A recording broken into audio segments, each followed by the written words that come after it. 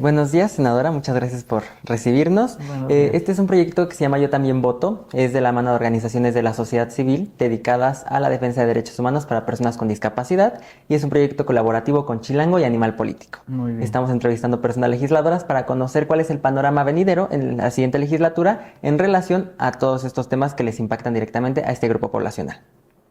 En el tema de educación, se estima que 1.200.000 personas con discapacidad mayores de 15 años no saben leer ni escribir, aun cuando su condición sí se los permite, es decir, su derecho a la educación es vulnerado. Los centros de atención múltiple ofrecen atención escolarizada integral, pero únicamente para nivel básico. ¿Cómo eliminar las barreras de todo tipo que existen en el modelo educativo actual? Bueno, primero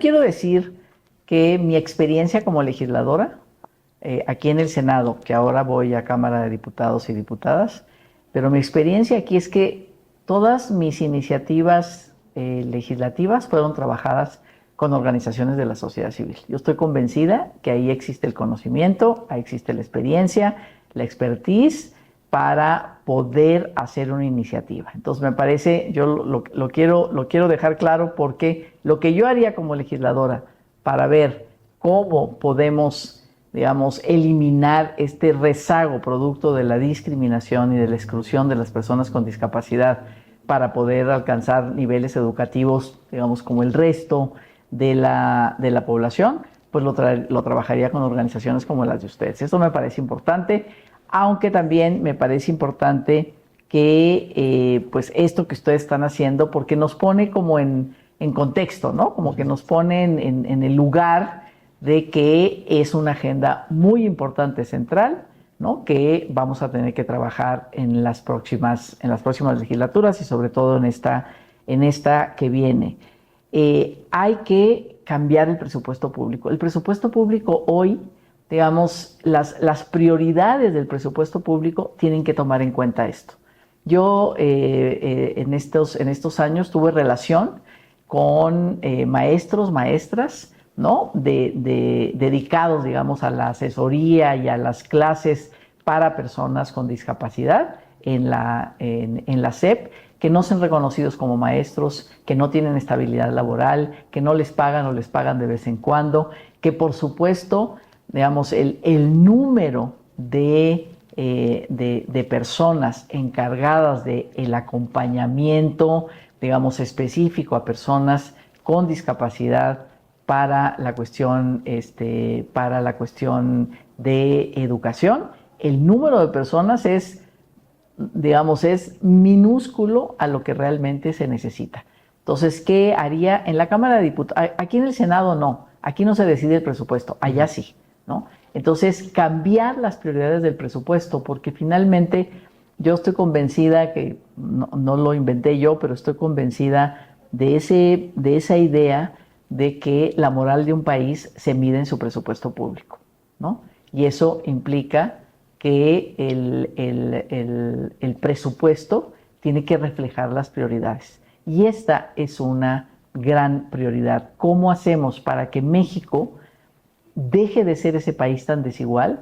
Porque en realidad es una desigualdad de acceso a los derechos y las personas con discapacidad no tienen acceso a una formación y a una educación, y que digamos, que el analfabetismo sea tan grande en las personas con discapacidad, pues habla muy mal, digamos, del país, habla muy mal de lo que estamos haciendo, y eso lo tenemos que reconfigurar a través de una mayor inversión, porque necesitamos tecnología. Sobre todo me parece que ahora la tecnología nos da la posibilidad de que ninguna persona con discapacidad esté en analfabetismo. Sí, justamente hablando del presupuesto, las personas con discapacidad visual tienen a su disposición apenas el 1% de los libros de texto que se producen en general. Desde diputados, ¿usted promovería que haya una partida específica y un presupuesto específico para aumentar la producción de este tipo de contenidos? ¿O también fijaría un porcentaje mínimo en la producción de los libros de texto gratuitos? ¿Lo propondría?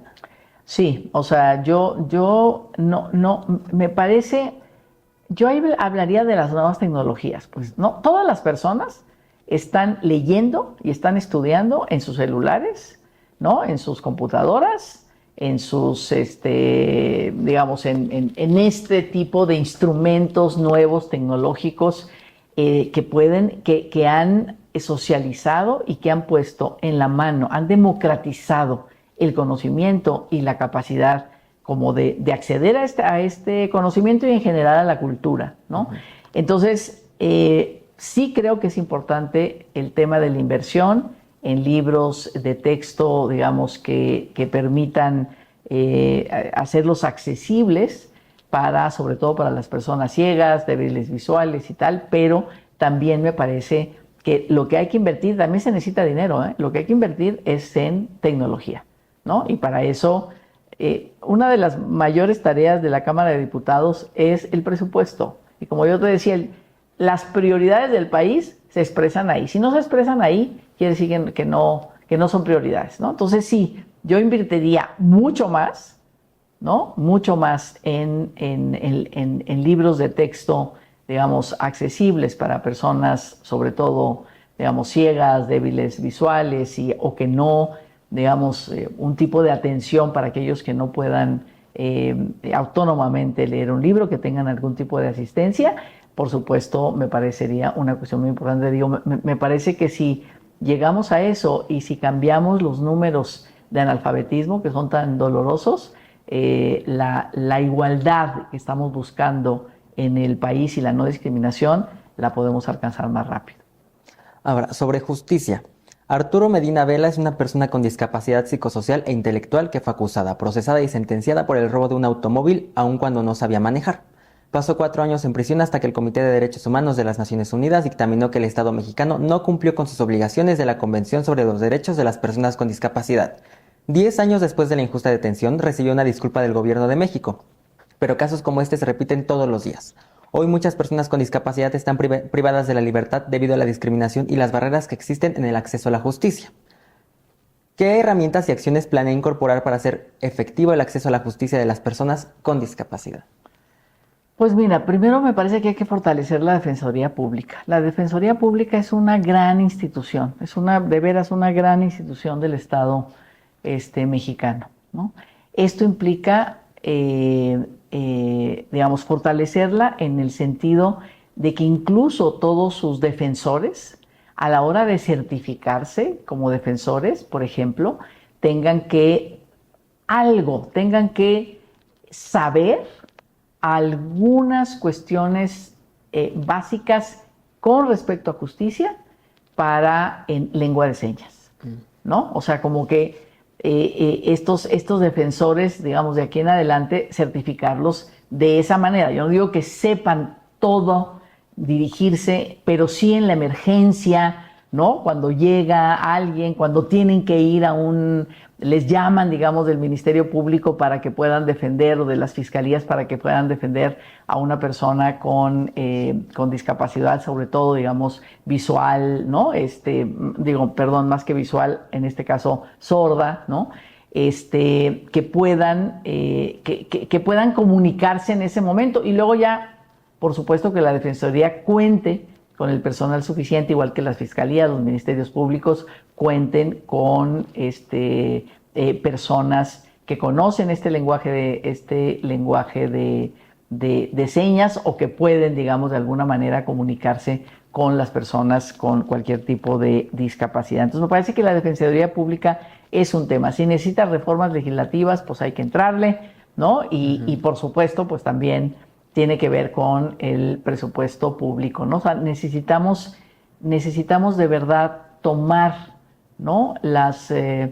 la responsabilidad del reconocimiento de los derechos de las personas con discapacidad con toda seriedad, con toda profundidad, y eso, como decía, implica un presupuesto como centrado en las personas, un presupuesto público que digamos, impacte, ¿no? En estos dolores humanos que se viven todos los días. Entonces me parece que aquí la Defensoría Pública pues es un tema, y bueno, seguramente habrá digamos, muchos otros que ya nos platicaremos de qué tipo de reformas tenemos que hacer, que no sea solo el tema del presupuesto, sino reformas, por ejemplo, a la ley que desarrolla, digamos, y que le da institucionalidad a la Defensoría Pública.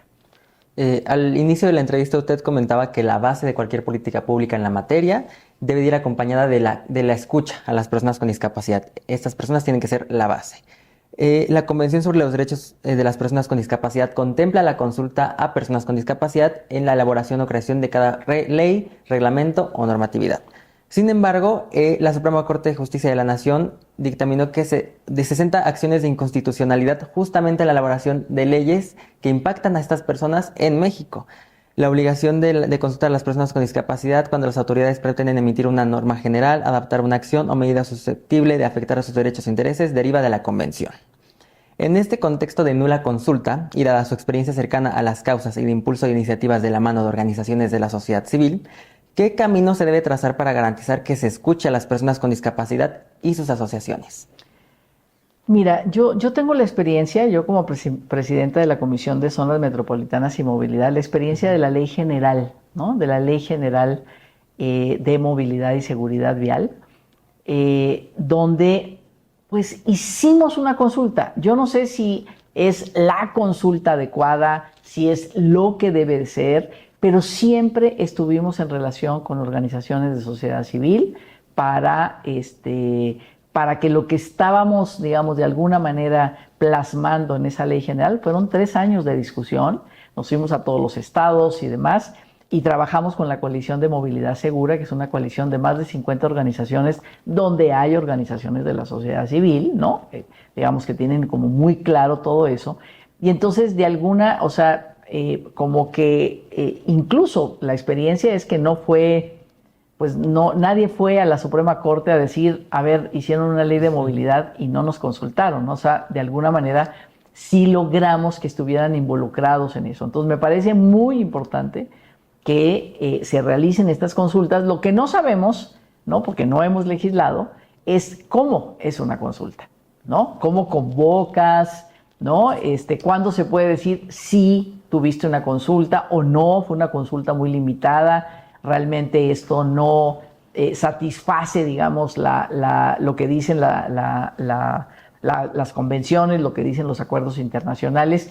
Y ahora que el presidente mandó unas iniciativas, una de ellas, cómo hacer consultas en el caso de los pueblos originarios indígenas, me parece, ¿no?, que a lo mejor, digamos, la formación de algún tipo de comisión, ¿no?, sobre consultas, tanto para pueblos indígenas originarios como para personas con discapacidad, para tener pues una ley, ¿no?, una de consultas que nos diga así tiene que ser, ¿no?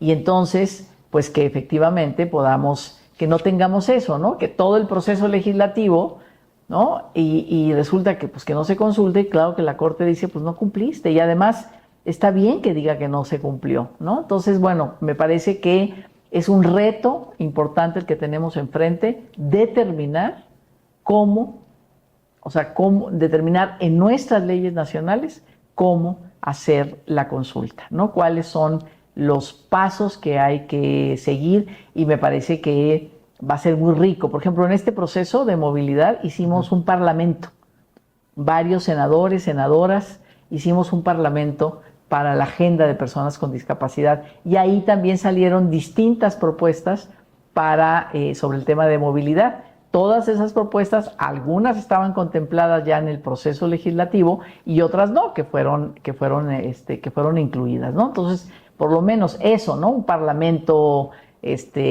no solamente de ponencias, ¿no?, sino un parlamento en el sentido de la participación legislativa, ¿no?, de personas con discapacidad que manden sus propuestas. En fin, hay muchas maneras de hacerlo, pero me parece que es una pérdida de tiempo, como dicen ustedes, haber hecho procesos tan largos que después la Corte dice, ¿sabes qué? No consultaste, esto impacta a las personas con discapacidad, vuélvelo a hacer. Ok, sobre, el Consejo Nacional para el Desarrollo y la Inclusión de las Personas con Discapacidad, el CONADIS, no tiene una persona titular desde el 2018. Tampoco hay actualmente una asamblea consultiva que represente a la sociedad civil. Esta ley establece Después de la histórica entrada en vigor de la Convención sobre los Derechos de las Personas con Discapacidad en 2008, México cumplió con la obligación de hacer una ley armonizada con este tratado que México propuso al mundo.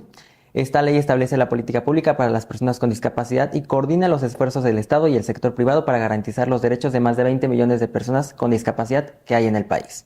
Sin embargo, quedaron pendientes el Programa Nacional para el Desarrollo y la Inclusión de las Personas con Discapacidad y la armonización de leyes y reglamentos a nivel federal, estatal y municipal. ¿Qué hacer con la CONADIS? ¿Fortalecerla, desaparecerla, reformarla para retirar su autonomía e integrar alguna secretaría? ¿O cómo garantizar que este órgano realmente sea voz de las personas con discapacidad y que a la vez impacte en las políticas públicas que se generen al respecto? Bueno, a ver, una primera respuesta, porque yo creo que tenemos que ponernos de acuerdo, ¿no? Es decir, yo dejaría la CONADIS, ¿no? Pero no es porque sea el instrumento adecuado con el que tenemos que conformarnos. Yo reformaría sus atribuciones. Y lo digo porque hay distintos consejos, comisiones, ¿no? Sistemas.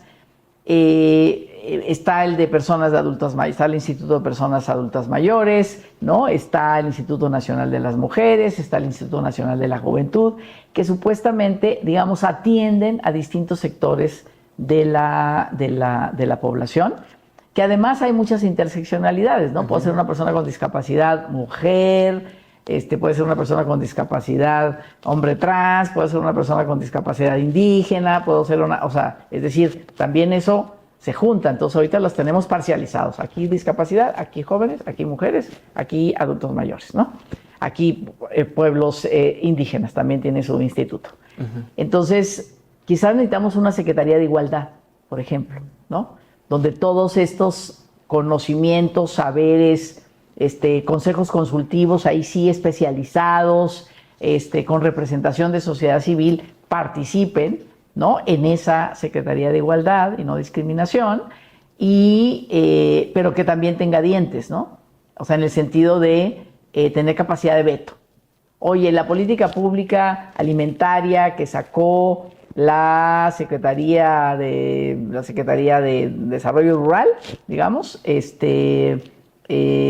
no contempla cómo va a llegar, ¿no? Los alimentos en las áreas rurales a las personas con discapacidad, ¿no? O no sé, cualquier cuestión. Entonces, como no dice eso, esa política no puede salir hasta que me respondan y entonces demos el visto bueno.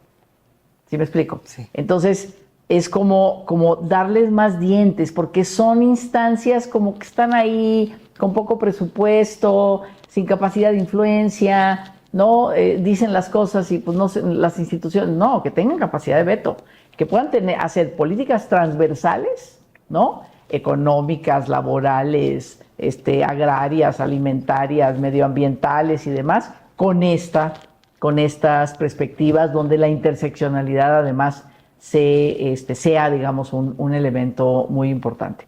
Entonces, o sea, sí creo completamente que hay que tener una institución encargada, ¿no? Ahora, puede ser una institución autónoma, puede ser una institución, puede haber una reingeniería en el Estado mexicano sobre el tema de discriminación, porque también tenemos el CONAPRED, ¿no? Tenemos ahí, entonces estamos como finalmente en compartimentos muy dispersos quizás, ¿no? Entonces, de primera instancia respondería a eso, pero por supuesto me parece que es una discusión muy importante y muy central que hay que tomarla pues precisamente con aquellos que representan estas agendas. Sí, y sobre todo una discusión muy compleja tratarse de la creación de una nueva secretaría. Así es. Pero en tanto el tema se pone en la agenda, en tanto se discute y se va cabildeando, ¿usted se comprometería a subir un punto de acuerdo para que la Presidencia de la República designe formalmente a la dirección de la CONADIS? Por supuesto que sí. No, por supuesto que sí. No es válido ni tiene ninguna justificación, porque además manda muy mal mensaje que la CONADIS, o sea, no tenga cabeza, no tenga su liderazgo, porque eso implica que, bueno, pues no me importa lo que diga, ¿no? Entonces, no, por supuesto que sí lo subiría y por supuesto que sí, en este momento la CONADIS se queda mientras damos esa discusión, sí, absolutamente sí. Perfecto. Y ya por último, vámonos con el sistema de cuidados. En México hay 5.6 millones de personas con discapacidad que necesitan altos requerimientos de apoyo y cuidados para sobrevivir y realizar actividades de la vida cotidiana. De estas, apenas un 3% acude a un centro de cuidados. 90% de las personas cuidadoras mayores de 15 años son mujeres. ¿Qué hacer para aplicar la perspectiva de género y quitar esta carga histórica a las mujeres en los hogares, que en ocasiones incluso son también mujeres con discapacidad? Bueno, hay que sacar los cuidados de los hogares, ¿no? Hay cuidados, hay personas, pero muy específicas, es la excepción que necesita ser atendida en su hogar. Pero hay que sacar los cuidados de los hogares. Por eso las feministas hablamos de economía del cuidado. Generar una economía, generar empleos, generar salarios. No tienen por qué hacerlo todo el tema de cuidados las mujeres como un mandato cultural sin remuneración, sino que los cuidados tienen que ser, digamos, una rama, ¿no? Un sector de la economía dentro del sector de servicios, un sector de la economía con formación de empresas sociales, de cooperativas y decía, de generación de empleos incluso públicos, ¿no? Para el cuidado. Eso implica desde los niños y las niñas, escuelas de tiempo completo con comida caliente en la escuela, hasta las 6 de la tarde, que ya va un adulto por los niños, los lleva a la casa y es otro tipo, digamos, ya las familias son las que asumen los cuidados y ahí tenemos que ver la corresponsabilidad entre padres y madres, digamos. Y ya hay distintas propuestas en ese sentido, ¿no?